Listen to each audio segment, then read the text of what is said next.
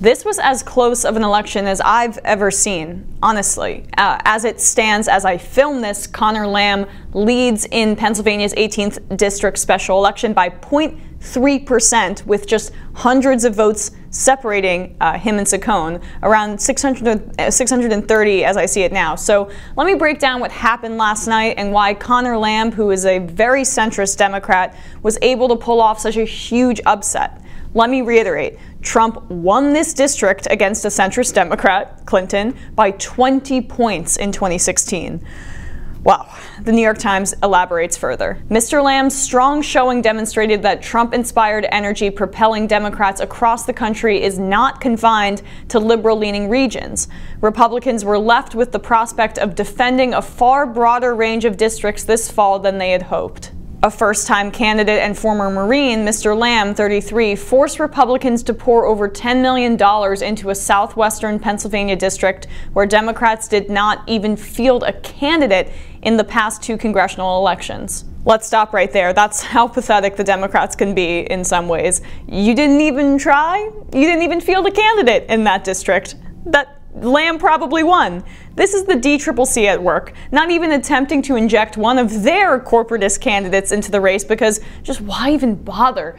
Just let the Republicans win another seat. It's not like the Republican Party is destroying our country every day or anything like that, but according to CNN, Lamb dramatically outraised Saccone from January 1st through February 21st, the final complete filing period before the special election, which is set for March 13th. This was obviously written before.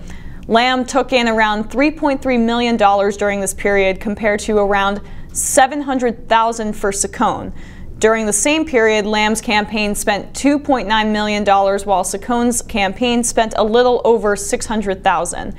And with 11 days to go in the race, Lamb's campaign has over $800,000 in cash on hand to Saccone's $300,000. So even though the Democrat won, this is still a case of money being a massive determinative factor, the factor in who gets elected. Politics PA also reported that Lamb outraised Saccone 7-1 when it came to individual donors. It is also important to note that Lamb received a lot of his money from out-of-state individual donors because, let's be real, people across the country are energized, and liberals and independents want to see Republicans lose. That's a great thing. I just hope they pay attention to races when many are happening at the same time, races that aren't special elections. But more on the candidates' donors. Congressional Leadership Fund, the super PAC with close ties to House Speaker Paul Ryan, spent more than $3 million for Saccone, and the National Republican Congressional Committee shelled out $2.9 million. In a sign of the self-perceived stakes for the White House, political outside groups close to Trump have also spent millions to back Saccone. America First Action has spent $1.1 million, and the Republican National Committee has spent a little more than $1 million.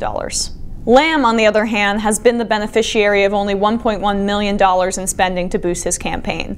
The Democratic Congressional Campaign Committee has spent $313,000, but has been off the airwaves in western Pennsylvania for more than 2 weeks. More recently, Lamb was backed by spending from the PAC and Citizens United, $254,000, and Super PAC Patriot Majority PAC, $243,000, two groups that typically support Democratic candidates. So the good news is that while Lamb, he did benefit from PACs, he raised a lot of money from individuals. And while I do think that a Bernie-crat, as they say, would have done even better than Lamb if he had the same financial backing, it is extremely notable that even a centrist Democrat with similar ideas to someone like Hillary Clinton was able to swing a district that she lost by huge margins. I mean, he doesn't support Medicare for all or an assault weapons ban, for example, but I think it, one, speaks to how much of a damaged candidate she was and how poisoned her image was throughout the country. We know that. We don't need to retread that. But two, how much people despise Trump.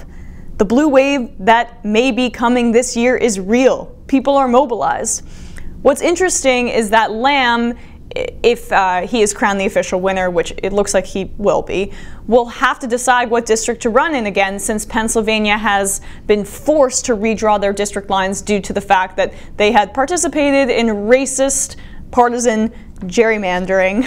The court ruled that. So we'll see. But Once again, this is an encouraging sign for not just the blue wave, but a progressive one. Because if a centrist Democrat can win in this red district, think what progressives can do in purple ones.